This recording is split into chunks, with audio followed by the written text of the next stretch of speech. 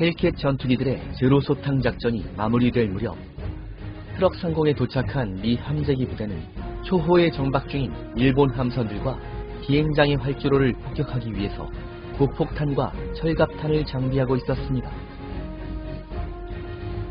트럭 환초 내에는 일본 비행장 4곳이 있었는데 비행장에 주기된 항공기들과 활주로는 무방비 상태로 노출돼 있었죠. 공중전에서 간신히 살아 돌아온 전투기 몇 대가 재무장과 재급유를 시행한 후에 다시 이륙했지만 미 함재기들이 들이닥치면서 폭탄을 마구 떨어뜨리자 절망적인 상황이 됩니다.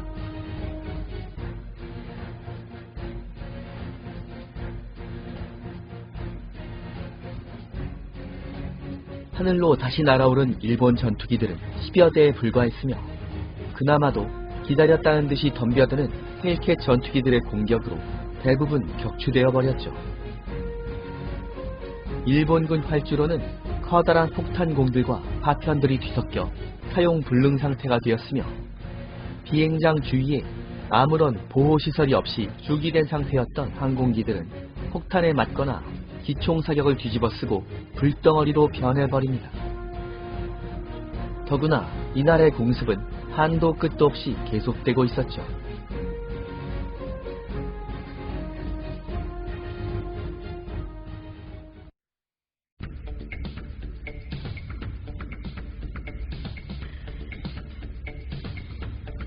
미처 제독은 함재기 부대를 2시간 간격으로 투입해서 쉴 새 없이 공격하라는 명령을 내렸는데 일정 간격으로 출동한 미 함재기들은 이날 하루 동안 6차례나 트럭 상공에 들이닥쳤으며 일본 함선들과 군사시설을 조직적으로 파괴해버립니다.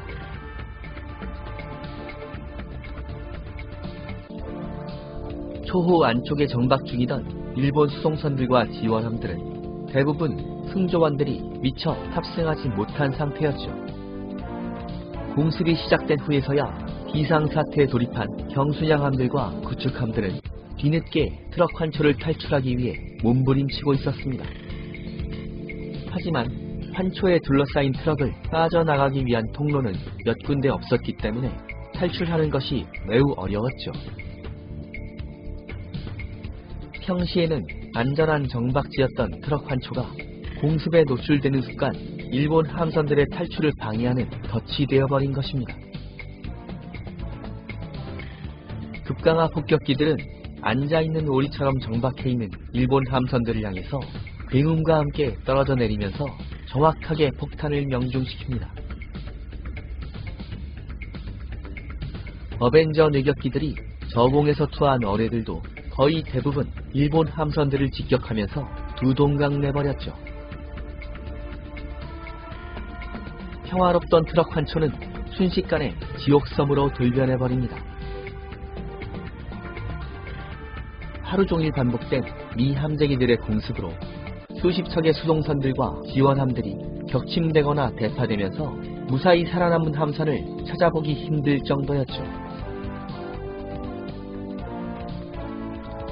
미 함재기들은 일본군 비행장을 철저하게 공격해서 대부분의 항공기를 파괴해버렸으며 활주로는 폭탄공과 파편 범벅이 되어 트럭의 일본군은 비행장 복구를 엄두도 내지 못할 정도가 됩니다. 미 함대 참모들은 살아남은 일본 항공기들이 야간 공습을 감행할지도 모른다고 생각했지만 이런 가능성이 근본적으로 사라진 것입니다.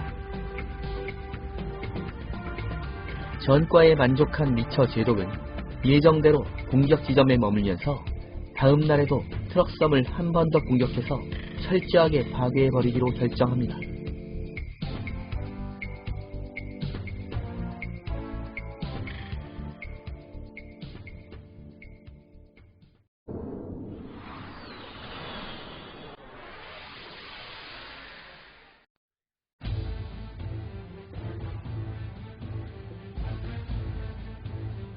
하지만 일본군도 반격을 포기한 것은 아니었습니다.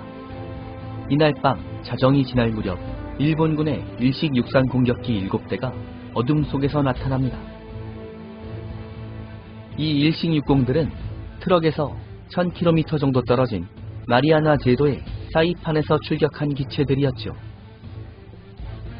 미 함대 레이더가 이들을 탐지했으며 대공포가 불을 뿜습니다. 곧이어 항모 엔터프라이즈에서 레이더를 장비한 야간 전투기형 콜세어가 출격했지만 요격에는 실패하게 됩니다. 이 일식육상 공격기들은 어렴풋이 보이는 미 함대를 향해서 어뢰를 투하한 후에 귀한 코스로 방향을 돌립니다.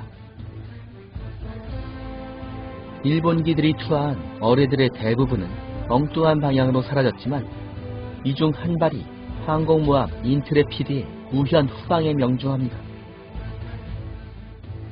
뇌격에 의한 손상은 치명적인 타격은 아니었지만 항공모함 인트레피드의 키가 망가져서 조양 불능 상태가 되었으며 결국 인트레피드는 전열에서 이탈해서 진주만으로 물러나는 신세가 됩니다.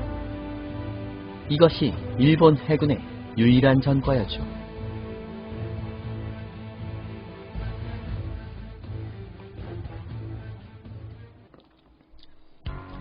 야간 공습을 계획한 것은 일본 측만이 아니었습니다.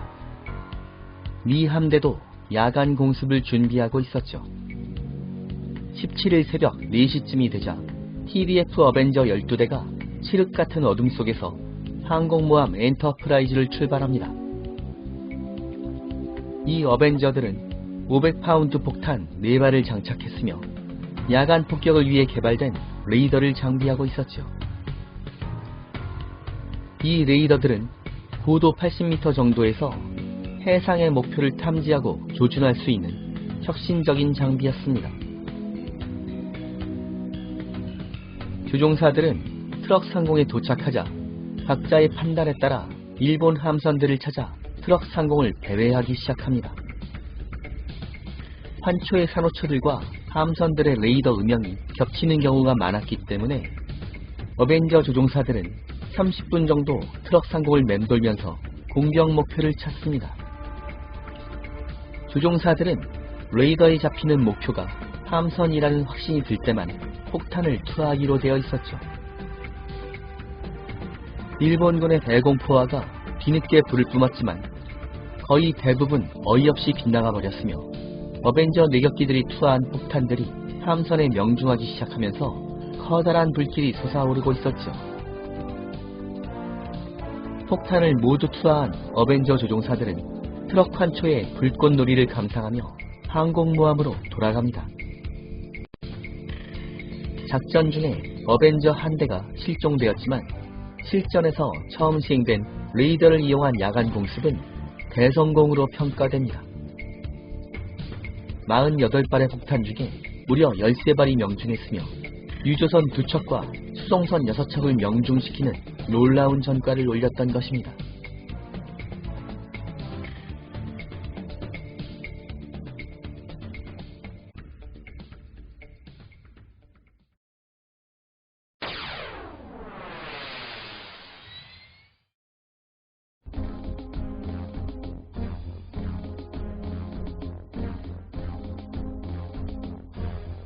(17일) 아침 해가 떠오를 무렵 또다시 헬켓 전투기들이 먼저 출격해서 트럭 상공을 순찰합니다. 혹시나 살아남은 제로 전투기들이 반격할지도 모른다고 생각했지만 헬켓에게 도전하는 제로는 단 한 대도 없었죠. 제로를 만나지 못하게 되자 실망한 헬켓 조종사들은 트럭 환초를 뒤지고 다니면서 이미의 지상 목표에 대한 기총소사를 실시합니다. 잠시 후 돌입한 미 함재기들은 어제의 공습에서 살아남은 일본 함선들을 폭격했으며 비행장 시설에 대한 추가 공습을 실시합니다. 트럭 공습 작전의 마무리 단계는 유류 저장소와 탄약고에 대해서 대량의 고폭탄과 소위탄을 투하하는 것이었습니다. 유류 저장소와 탄약고가 공습 첫날의 공격 목표에서 제외된 것은 이런 시설들은 폭탄에 명중되면 엄청난 연기가 발생하기 때문에 공습 작전의 방해 요소가 될 것이라는 미처 제독의 판단에 따른 것이었습니다. 위처 제독은 이런 목표물들은 반드시 공습작전의 마무리 단계에서 공격하도록 철저하게 당부했던 것입니다.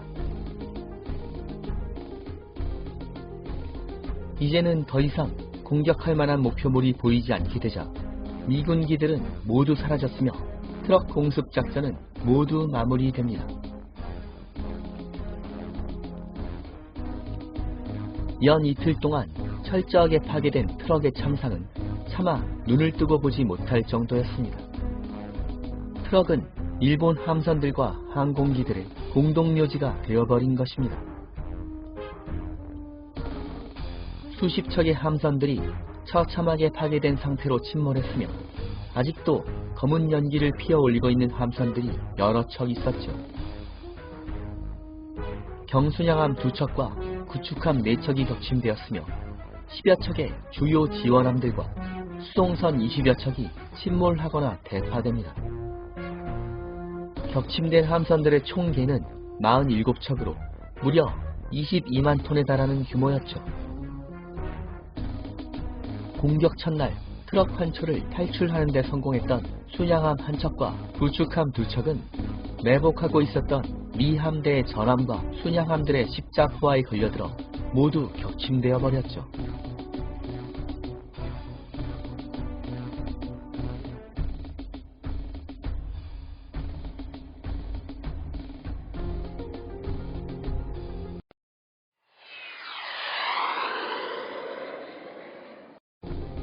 트럭 공습작전의 성과는 태평양 전쟁이 시작된 후에 미군이 실시했던 모든 공습작전 중에서도 단연 최고의 전과로 기록됩니다. 일본군 항공전력의 손실 또한 엄청난 것으로서 트럭에 전개하고 있었던 360여 대의 항공기 중에 280여 대가 공중과 지상에서 격파당한 것입니다. 살아남은 항공기들도 파손 정도가 심각한 경우가 많아서 공습이 모두 끝난 후에 하늘로 날아오를 수 있었던 일본 항공기는 10여 대에 불과했습니다. 헤이켓 조종사들은 일본 전투기 130여 대를 격추했다고 주장했는데 실제로 공중전에서 격추된 일본 전투기들은 70여 대 정도였지만 일본 전투기 부대가 괴멸적인 타격을 입은 것만은 분명한 사실이었죠. 반면 헤이켓 전투기들은 이틀 동안의 작전에서 8대가 손실되었지만 공중전에서 격추된 헤이켓은 4대에 불과했으며 나머지 4대는 대공포화에 의해 격추된 기체였습니다. 뇌격기와 폭격기의 손실도 9대 정도로 매우 경미한 수준이었죠. 함선들과 항공기의 손실 이외에도 트럭의 유류 저장소에 보관 중이던 1만 7천 톤의 소중한 연료가 모두 손실된 것이 정말로 뼈아픈 현실이었습니다. 전쟁이 시작된 후에 만성적으로 연료 부족에 시달리고 있었던 일본 해군이 고이 모셔두고 있었던 소중한 연료를 모두 손실했다는 것은 그야말로 치명적인 것이었습니다. 헤일스톤 작전 이후에 트럭섬은 만신창이가 되어버렸으며 크게 당황한 일본 사령부는 며칠 후에 라바울로부터 대부분의 전투기들과 조종사들을 트럭으로 차출하게 됩니다. 이렇게 되자 라바울의 항공 전력은 확실하게 소멸하게 됩니다. 하지만 항공 전력이 조금 보강되었다고는 해도 트럭은 이미 항공기지로서의 능력을 상실한 상태였기 때문에 이후부터 몇 개월 동안 빌버트 제도와 마셜 제도에서 발진한 미군 폭격기들의 공습에 계속 시달리게 됩니다. 일본 해군이 난공불락의 요새라며 자랑하던 트럭이 라바울과 함께 미군 폭격기 조종사들의 폭격 연습을 위한 표적 신세로 전락해버린 것입니다.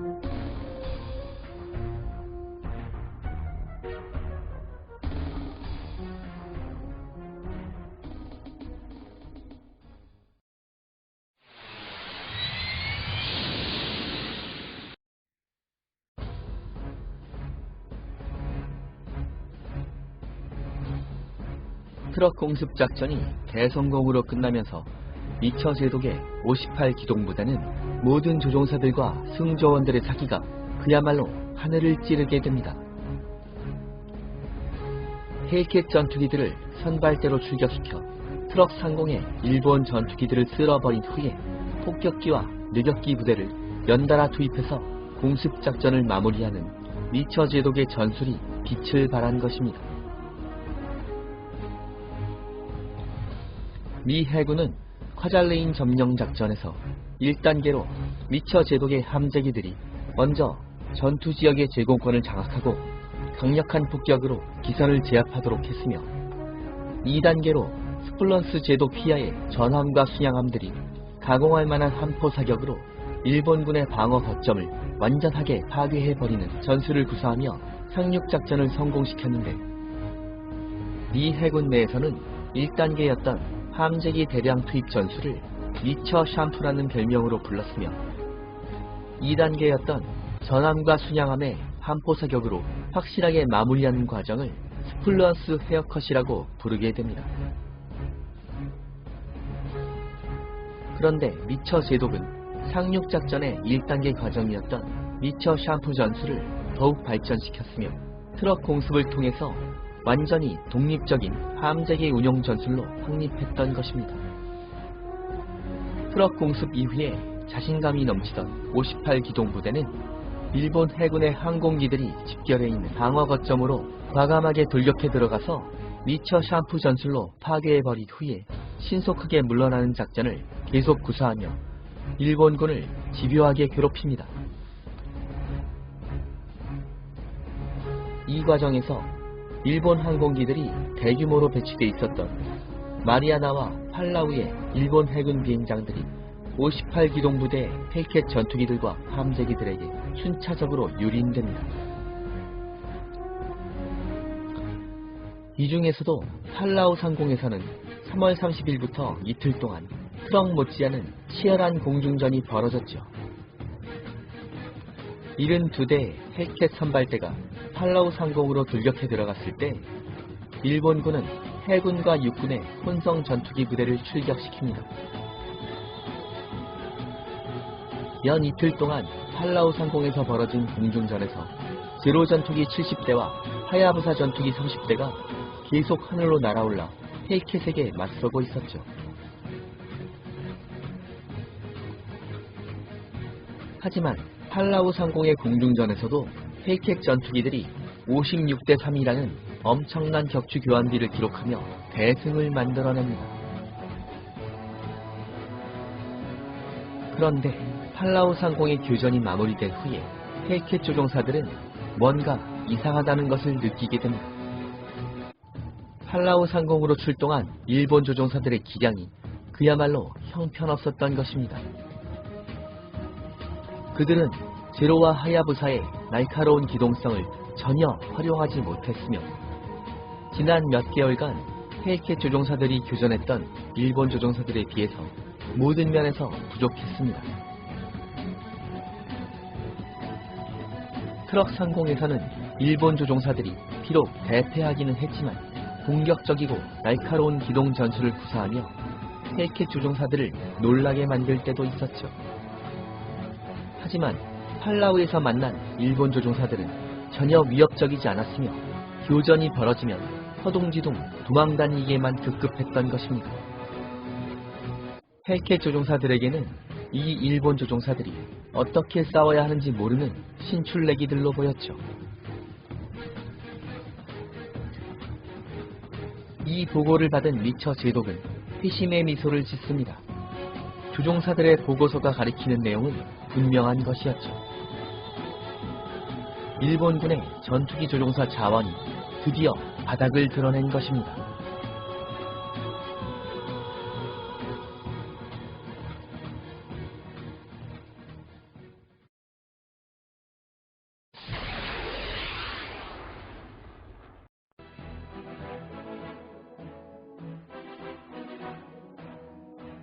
한편 트럭 공습 이후에 확실하게 승기를 잡은 것으로 판단한 이미츠 제독은 미 함대를 총동원해서 중부 태평양에 전개한 일본군의 급소를 정면 공격한다는 결정을 내립니다. 지난 몇 개월 동안 미 해군의 강펀치에 계속 얻어맞으면서 궁지에 몰린 일본 해군도 이제는 더 이상 물러날 곳이 없다는 현실에 직면한 상태였죠.